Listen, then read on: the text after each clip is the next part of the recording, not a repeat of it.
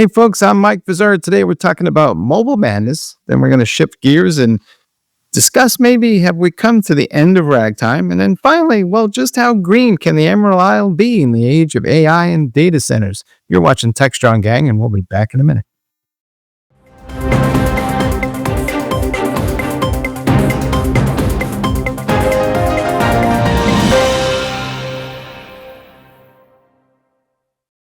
All right, folks, it's Tuesday, which means that we're going to be discussing yet another awesome tech field day. This one's on mobility. And Stephen, I got to say, you've been doing these things at a pretty hot clip these days. So walk us through the latest and greatest. Who showed up and what were they talking about? Sure. Yeah. So each Tech Field Day event, we've got different broad topics. As you mentioned, this one's on mobility, which is our name for the event that focuses on things like Wi-Fi, 5G, mobile device management, mobile clients, network as a service, that sort of thing. And so each event, although it seems like there's quite a few of them, each one has a different set of companies, a different set of attendees, a different audience, and so on. This one is one of my favorites because mobility and mobile device management, Wi-Fi, and everything it's like a parallel universe. It's like landing on another planet. And in your favorite science fiction book, and you're looking around, and you're like, wow, that's how they do this, and that's how they do that, and isn't it interesting that they've invented the same thing in a different way. And mobility is like that. Essentially, everything that we get in the data center, everything we get in the cloud, is done in mobile, but it's done with a different flavor because it has to be. So, for example, zero trust provisioning and software-defined networking originated in mobility spaces first, when it became clear that companies would have hundreds, if not thousands, of wireless access points, each of which needs to be configured, provisioned, configured, and managed by a central device. And that's that whole concept has really spread into the cloud. So this one was no different. We heard from Cisco, for example.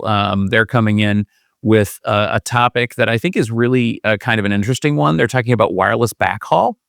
So for a while in the enterprise wireless space, there was a lot of talk about using Wi-Fi protocols. And that was challenging because Wi-Fi wasn't designed for long distance communication.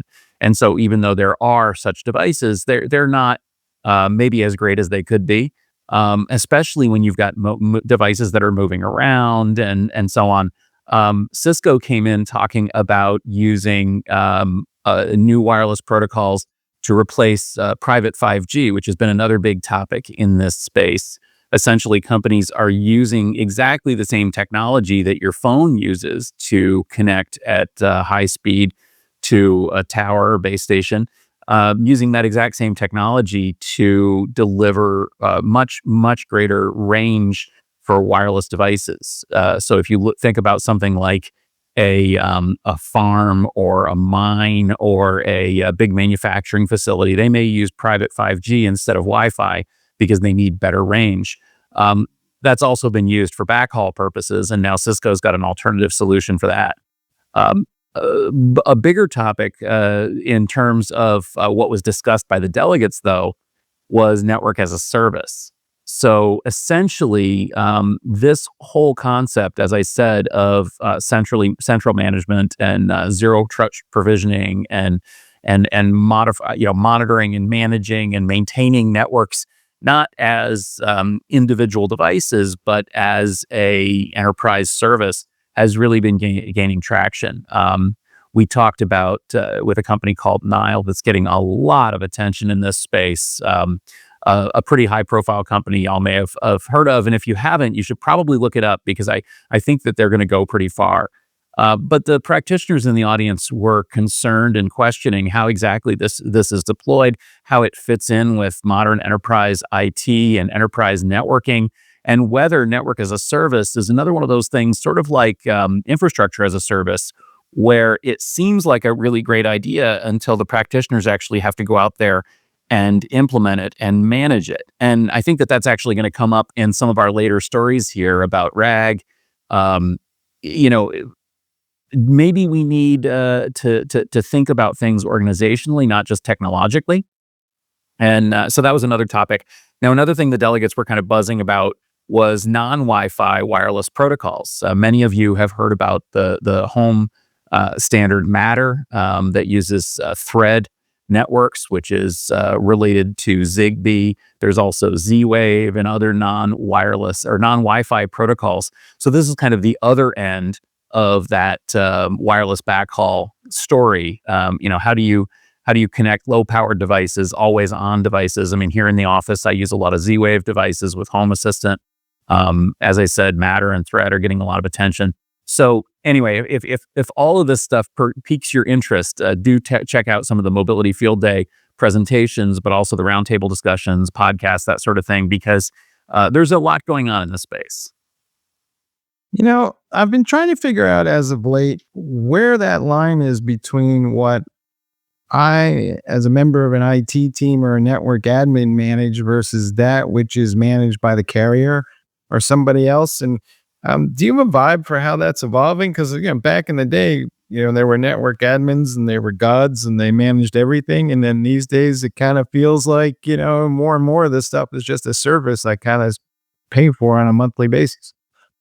Yeah, I think that that's really the core of the question here. And it really is a question of the trade-off between having in-house staff who can manage things versus having things be sort of externally managed as a service for your business.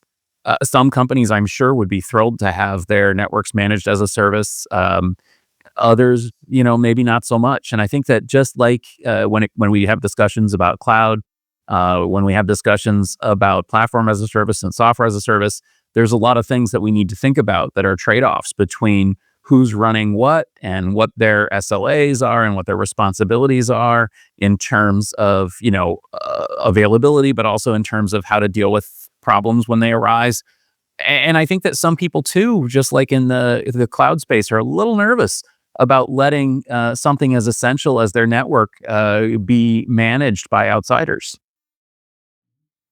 Mitch, what's your take on their capability? I'm asking this question because um, in Boca Raton, where Techstrong is, roughly about every 30 days or so, it seems like there's a wireless network issue. And then, Alan, who's not here, or somebody else is up on a ladder pulling cables and switching things around. And I scratch my head because, at home here, I don't seem to have a problem with my Wi-Fi network. So is there a difference between what happens in the office at home and what's going on here? The Boca office is more of a issue of density, which you run into in different like zones within highly dense areas in cities and things like that. You don't run into it as much in the communities, in the rural communities. I think what's interesting about this, Mike, is that when we say wireless, now it spans multiple things. It spans what we traditionally thought of cellular wireless, right? When we talk about 5G, now we're talking about cellular, but it's also 5G data. But 5G also includes several other types of 5G data networks that Steve was talking about. It's been a little while since I've been in the space, but I used to had a lab that did early testing of 5G and software-based radios and RANs, things like that, and also some of the early 5G, and then also certificates for protecting those devices. And what's happening is we've kind of blurred the lines now that the network, what used to be the edge of the cellular network or the edge of the carrier network, if you want to think of it that way, is now sitting inside our homes or our offices. We may get all of our service over a cellular 5G type service. We may also use a different type of 5G for data networking between buildings or doing long distance. So the days of what you were talking about, Stephen, of trying to go long distance with Wi-Fi, because that's kind of all we had, as something less than what a carrier would offer.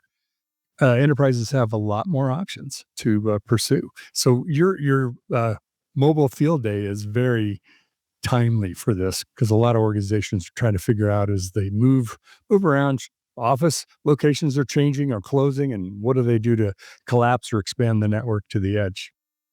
Yeah, and I don't want to cast aspersions on any particular network administrators, but I will say that the Mobility Field Day delegates are some of the experts in this field. And, a few of them, for example, are the people responsible for Wi-Fi at major stadiums, factories, that sort of thing. They know how to make Wi-Fi incredibly robust and reliable. Back in the day, I remember sitting down with one of those guys, and we were having a conversation. And the analogy was, remember when Windows servers first came out, and everybody who had ever used a Windows laptop or desktop thought that they could administer a Windows server because it's Windows, right? I mean, it's Windows. Of course, I can do this. And that was the same that the Wi-Fi people felt about non-robust enterprise trained people building and deploying Wi-Fi networks. I've experienced this myself repeatedly, where you go into a place and the Wi-Fi network is just horribly misconfigured. Either they've got way too many routers, or wireless access points way too few. They're jamming up the spectrum. They're using too high power. Essentially, they're working at cross purposes. Whereas a properly managed and deployed enterprise Wi-Fi environment is a thing of beauty. That's all to say, though, that all these people have jobs because most Wi-Fi networks are not properly managed, properly designed, or properly deployed, and basically they suck. And there are a lot of good people you can hire to do that for you. I know some. Yes, I heard of that.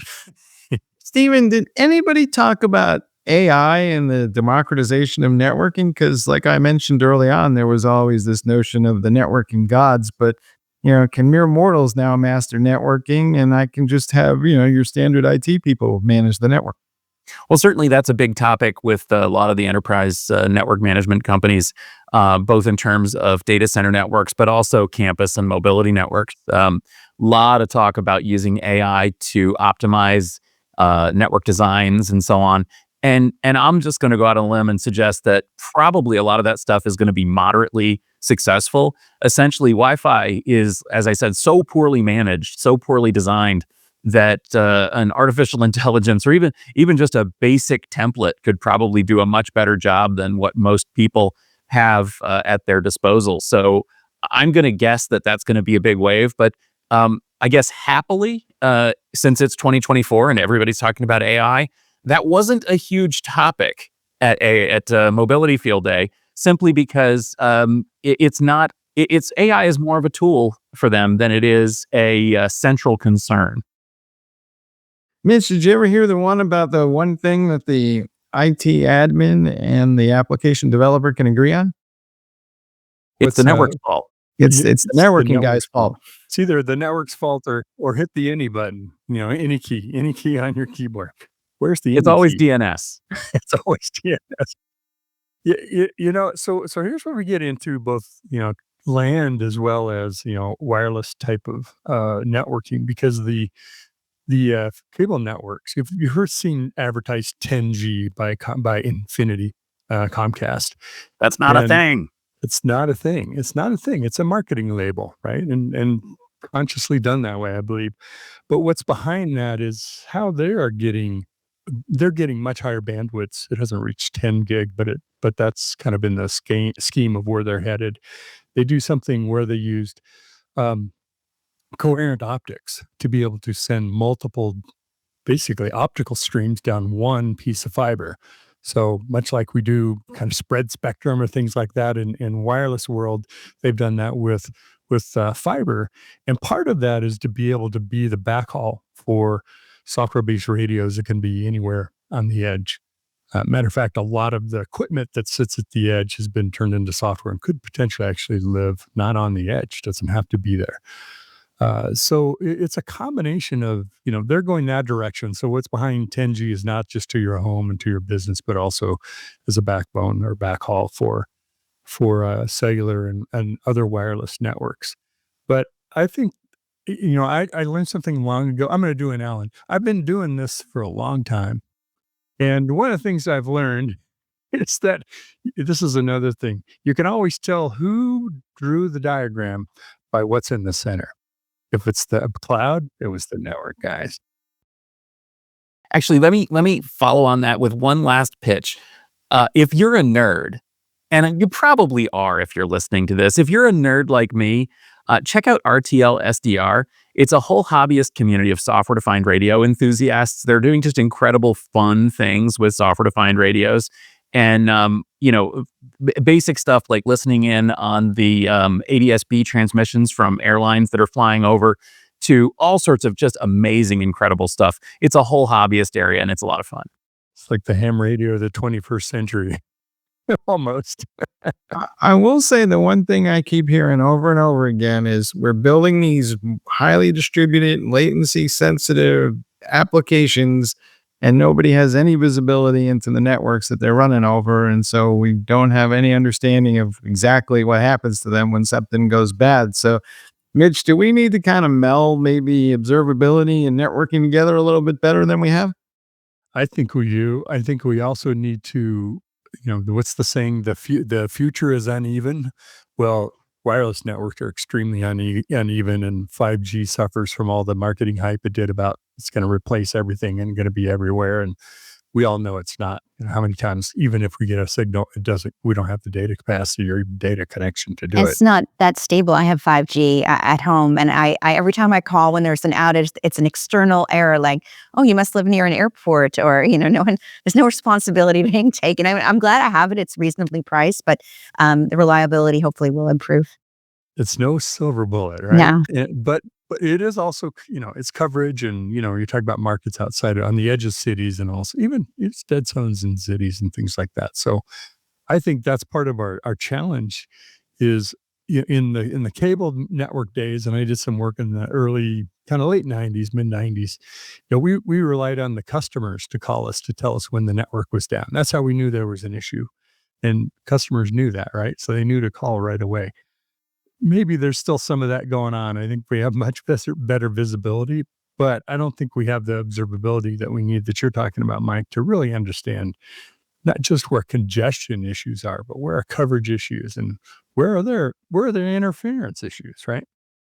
Well, that's one of the things that people get from buying, and deploying high-grade enterprise stuff. So, I mean, if you go to a company like Cisco or HPE's Aruba or Ruckus or, any of these companies, you'll find that their stuff is incredibly robust and well instrumented and reliable.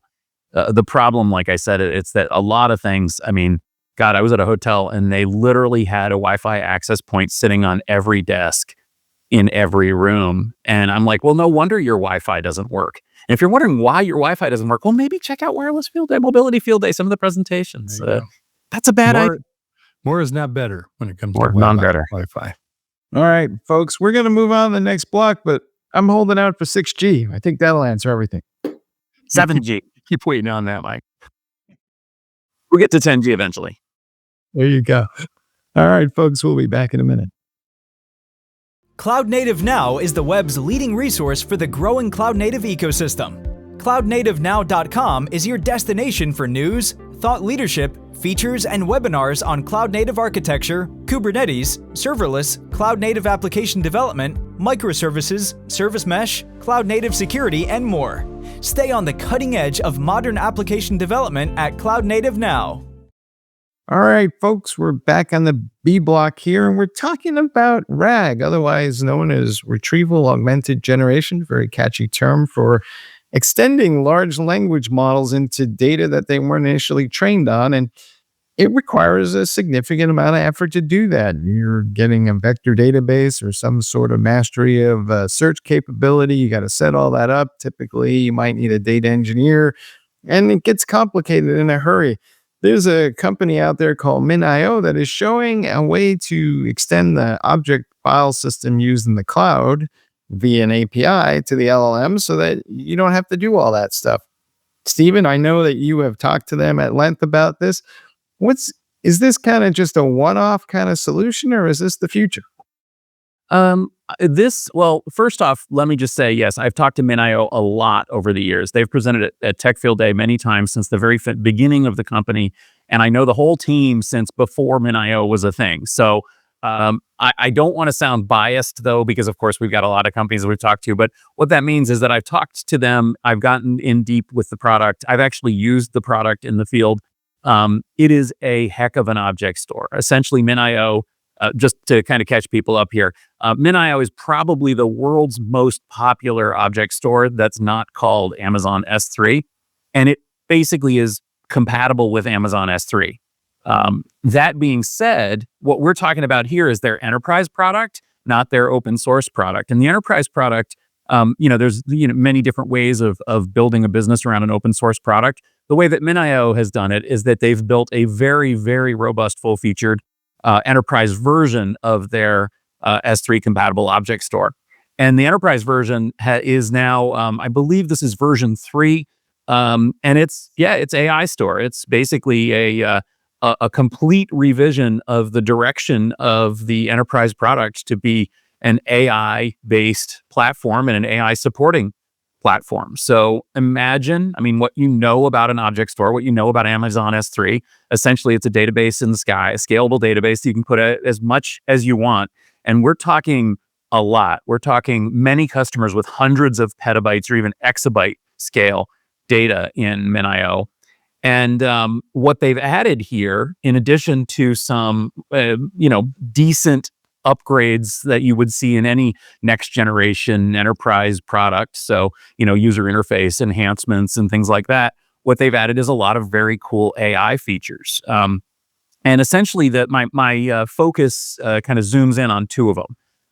Number one, as you described, they have built in a AI-based query system that allows this MinIO platform to be itself an AI application that can interact with data at that kind of scale. The other thing that they've built in is a new protocol that allows these nodes to communicate with each other and with storage or with client devices incredibly quickly using RDMA protocols. So I don't know which of those you want to get into. I'm happy to talk about either or both of them because, as you can see, storage nerd. Mitch, I think it was a year ago now, or at least it seems like a year ago, but we hosted a hackathon and we had all these DevOps folks coming in and you were there for, I think it was like 3 days. And one of the things that struck me at the time was like how much these developers were discovering the fundamentals of 101 data management like it was a brand new thing. And and I kind of like look back at it now and I'm still scratching my head about it, but are we asking people to know too much about data management and to build these AI applications? And do we just need to simplify this whole thing? Well, since developers are going to take care of operations and security for us too, we might as well ask them to do data management, right? Yeah, no, a lot of what we were wrestling with then, I guess has been a year and a half ago now, close to, is just how do you set up a vector database and how do you structure things so that you can front end, whatever it is whichever model we were experimenting with at the time. So it was kind of a science project, learning process for us to see how you build these things is really what that offsite, that camp was about. Absolutely. So here's my view on AI. Is everybody is racing to add AI to their products, which is great. That's fine, and we're evolving from the chatbot and natural language interface to now AI agents, and there'll be orchestrated agents and more kinds of things to come after that. The issue isn't adding AI to our product. The issue is what MinIO is doing. Is the organizations who effectively leverage their DNA, their data about their company, about their customers, about the market, whatever it is that they collect information on to use it, whether it's oil and gas pipelines or it's, at the mall, selling products to people walking through the stores. The people who effectively find the really interesting and valuable applications for AI to that data and to a business problem, those are the winners in AI, not the people just adding AI to their product. Stephen, geek out for a minute. How many folks out there have an object file system? Because last time I checked, all these folks were running this unstructured data on something that looked like a file server or a NAS platform or something of that ilk. So how do I get all that stuff into the object file system? Well, you may be surprised because it may already be there. That being said, you're right that I think most companies, if you talk about their unstructured data, well, first, let's go into reverse here. Unstructured versus structured. So structured data is databases, conventional databases, data warehouses, data lakes, et cetera. And so you've got companies that are doing, some very, very cool stuff there. I was just talking to Startree about their incredible scalable data warehouse. We had Elastic talk about using, RAG, integrating vector database access to their, massively scalable databases and so on. That's all great. Companies have that, but companies also have what's called unstructured, which is basically a mess, a complete mess. It's all the files and in some cases, all the objects that make up everything. And yes, most companies, if you said, where is your data that's not your database data? The answer would be file server. But for the most part, I think people also are kind of overlooking the fact that basically every web scale app uses S3 as their storage engine for blobs of all sorts of different kinds of data, S3 protocol, and in some cases actual S3. But of course, there's other companies with compatible, work-alike object stores that work just like S3. I'm familiar with DigitalOcean and Cloudflare and companies like that. So we've got those things out there quite a lot, and many companies now have. They're surprised to find that they have more data in an S3 compatible object store than they do on their regular enterprise file store. Because just naturally what happened was, as you mentioned, the developers, when they're out there developing things, are you going to, I'm Joe developer, I'm building a web scale app. Am I going to use NFS or SMB to access a file server to store my data or just dump it in a file system? Or am I going to call S3? S3 is much more developer-like. It's much more friendly. It's much more scalable. It's much less administration. So what happens is in most modern web scale apps, they just have bucket after bucket of S3 compatible data that's out there. And as I said, many of those applications, if they're not using as a service like Amazon's own S3, they're using something that dumps that data into MinIO, open source or corporate data store. So yeah, I think there is a lot more data in cloud, S3 object stores than you might think. That being said, the other aspect is that in many cases, file servers are actually better understood and better managed. And the same with, for example, Microsoft SharePoint servers. They're better understood than by IT because essentially IT already has their arms around it. Whereas a lot of that stuff that's getting dumped into these buckets, and it is exabytes of data now that's getting dumped into these buckets, they have no idea what it is. And so, for example, Google recently introduced the ability to basically query your object store and say, what the heck is this stuff? Amazon has some capability like that. There's a lot of third parties that are doing that. And that's kind of what MinIO is doing here. Essentially, they're giving you the ability not just to say, what the heck is this stuff, but, okay, we've got this stuff. Now, let me query it. Let me ask questions based on this incredible volume of data that's sitting in these giant object stores. I think, I'm sorry. Go ahead. No, I was just going to say, I think overall, just bringing this back to the sustainability point, I think that optimizing the storage and having it more centralized is inherently going to improve sustainability. I don't know if that was, the objective in this, but I think that it's going to be something we're going to see going forward. And we're already seeing it in the larger tech companies. So this is another extension of that. It is a big advantage of object stores, stored in buckets, as you talked about. Those can be anywhere, right? You can place those all over the network. The other thing about this that I thought was interesting too, Stephen, maybe you've talked to them about their AI hub. I think it's part of the AI story, if you will. But it lets you bring your own models that you might get from Hugging Face or whatever source that you store in your environment, because oftentimes we don't want to be going to a public service, right? We may host those models ourselves. In effect, it's acting as a RAG in front of the object store that has your data in it, as well as interfacing with the AI models, Gen AI models. So it's kind of its own little ecosystem with a RAG and also storage of your own models that you're using. So I think that's a pretty fascinating model for enterprises. Yeah, that's actually something that I zoomed into. We talked about this a couple of weeks ago on the Gestalt IT Rundown, and that's one of the things that I zoomed into. When they talked about AI Hub to me, I was like, why are you doing this? why is an object storage company developing a Hugging Face compatible model storage? There's the word. And it's the flip side, right? So on the one hand of the coin, we have, let me query this like exabytes of data that I've got in my object store. The other side of the coin is, wait a second, how can I use an object store to better serve AI? And that's actually something, by the way, that MinIO presented at our recent AI Data Infrastructure Field Day event too. There's a MinIO presentation. You can zoom in there. As I said, they've got S3 protocol over RDMA, which makes it super fast and scalable. But they've also got this AI hub. And there again, it all comes down to the fact that a lot of enterprises are using Hugging Face the same way that they would use GitHub for code.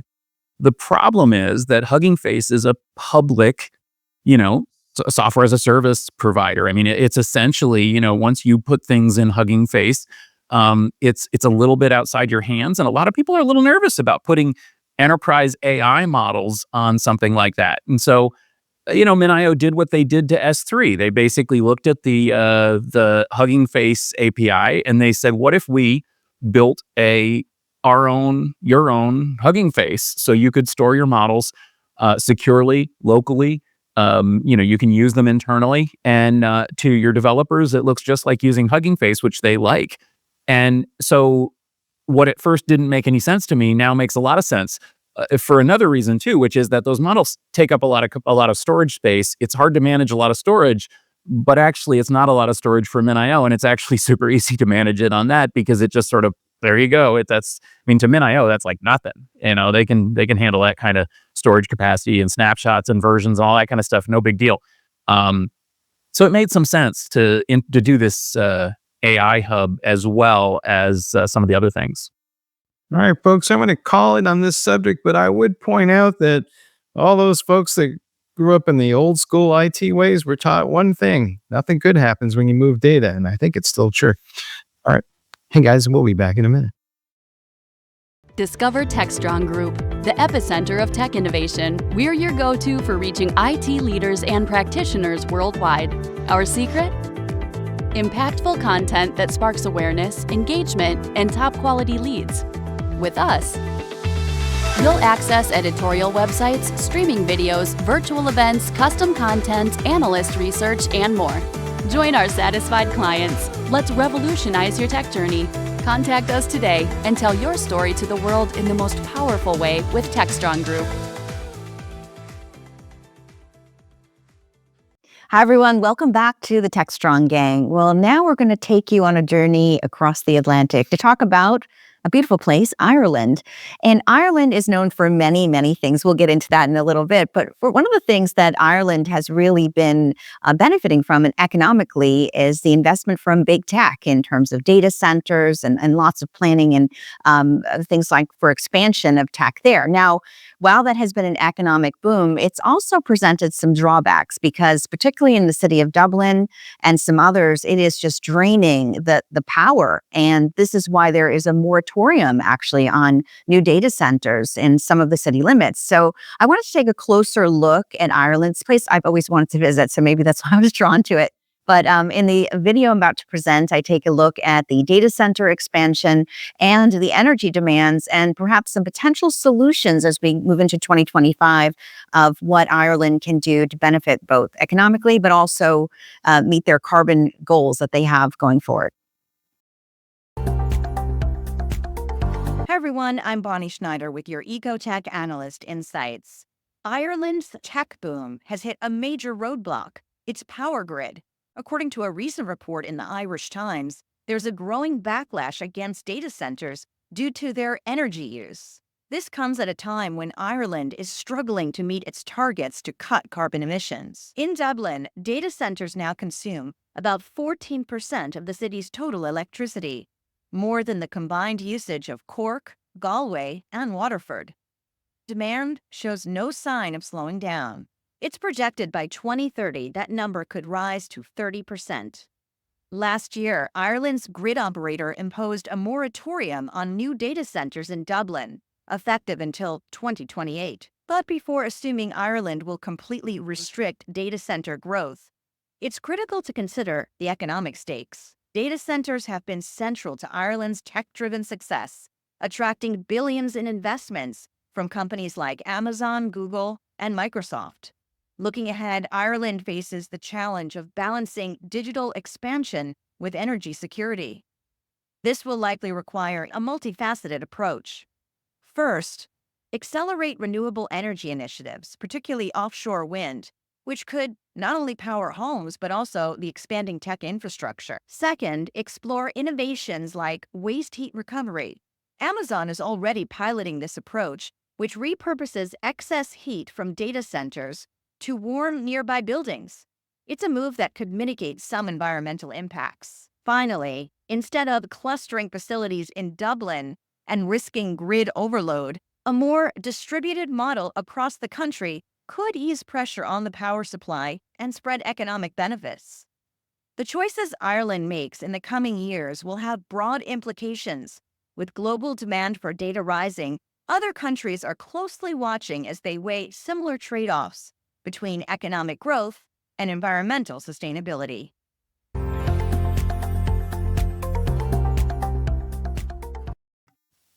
So digging into renewable energy as a power source is one solution, as I mentioned, as well as looking at other areas to potentially develop these data centers. But it is kind of a tug of war going on right now in Ireland. So that's why I wanted to take a closer look at it.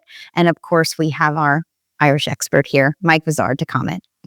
All right. Well, both my parents come from Ireland, and I still hold citizenship in here and there. But it is a hot debate because the issue is, I think they're on a projection that said if they actually built everything they approved for data centers, it would consume about 70% of all the power that Ireland is able to generate today.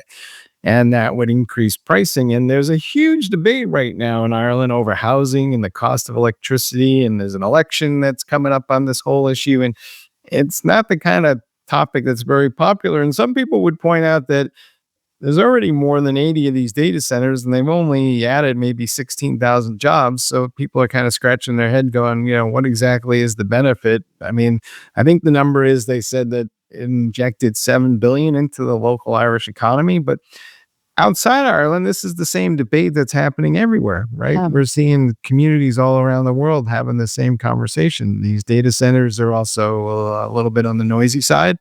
They don't exactly insert themselves well into the landscape, and we're not quite clear how energy efficient AI will eventually be. But Stephen, I know we've talked about this topic in the past. It's becoming not just a technical issue, it's a political issue. Yeah, and I think that Bonnie's spot on in her analysis here in that, yes, data centers take a lot of power, but also the fact that they're so concentrated in the Dublin area is a real problem. And I think that that's what we're seeing globally, where data centers were initially built. I mean, Northern Virginia, for example, the San Francisco Bay Area, they are extremely, extremely concentrated in a few spots. But over time, they've been distributed. And of course, Ireland has a lot going for it in terms of data centers because number one, it's still part of the European Union. It is located as close as pretty much any other part of the European Union is to the United States. So a lot of transatlantic cables land in Ireland. There's a lot of cables as well that go from Ireland to the UK, Ireland to France, and so on.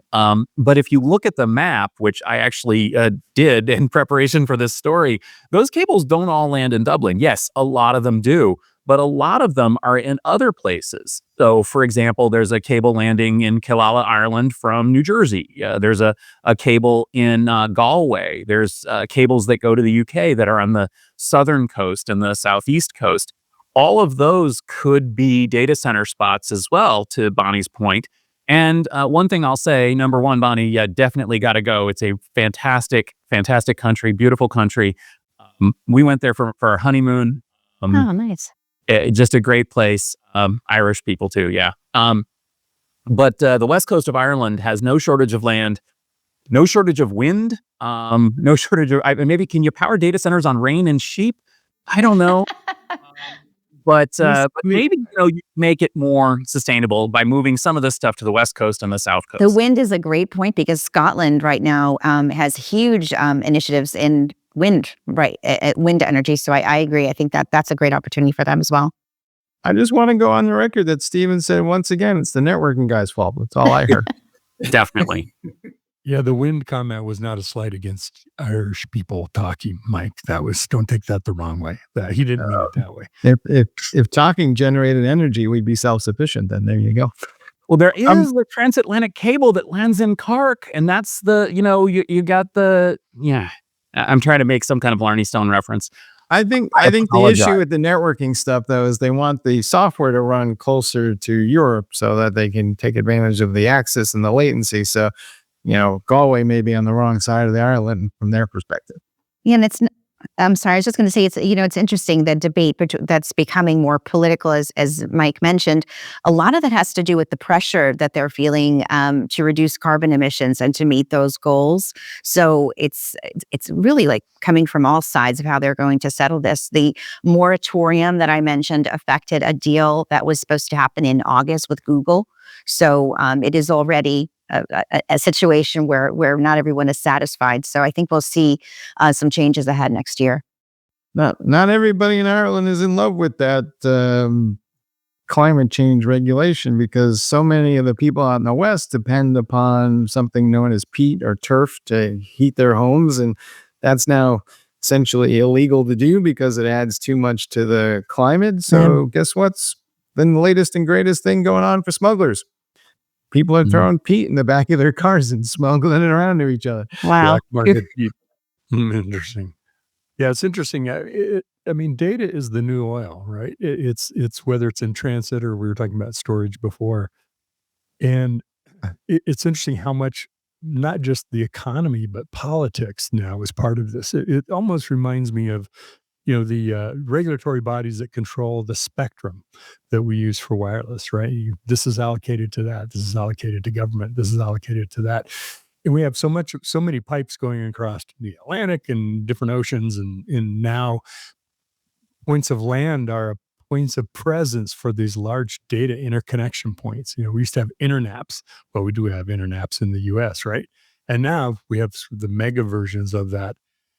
I'm thinking of multiple, Blade Runner or other kind of futuristic movies that, you got to have data to power all those neon signs and in the rainy climate that you're running in. Mm-hmm. Yeah. And the issue will come down to this. The cost of housing in Dublin is through the roof. And those people will say, wait, we're allocating land to data centers when we need housing. And then the data centers aren't generating jobs. They're going to be like, ultimately they're going to say, this is crazy. And they're going to be like, we need more downstream benefits to the local population before you go and kind of go build the next data center. And I think, we saw that in this country where a lot of the politics didn't pay attention to the basic local economics and things changed. And so don't be surprised when that election comes around in Ireland that something different happens. Well, besides a few jobs, and I don't mean to undermine what the jobs that it may add, but what's the benefit of having that data center there, wherever the location is, in the middle of Iowa or the middle of Ireland or whatever location it is? I think if they brought more value than just jobs and kind of indirect benefits to the economy, now there's a real reason why you want it there beyond just employing a few additional people, a few thousand extra people. And if they brought value that way to the economy and to the community, I think there may be a much more of a positive view of having those things located nearby. I agree. All right, cool. Well, folks, we'll be watching this closely because it's going to play out everywhere in the world. And it will be, as election cycles come forward, this is going to be a bigger and bigger issue all the time. Hey, folks, I want to thank you all for being on the show today, sharing your knowledge and insights. Great to be here. Great to be here. I'm so glad that we could make the green pun too. There you go, man. It's all about puns at the end of the day. I mean, what's the point of having a show if you can't have puns? We need a good limerick to end the show. Are you ready? Ready, Mike? I'm not quite ready for that. But your relatives could do that on demand, Mike. There's a whole county in Ireland for that. So you just go visit Limerick and you'll have a great time. All right. Guys, thank you all for watching the latest episodes of the Techstrong Gang. We have tons of great content coming up right behind this. And till then, we'll see you tomorrow.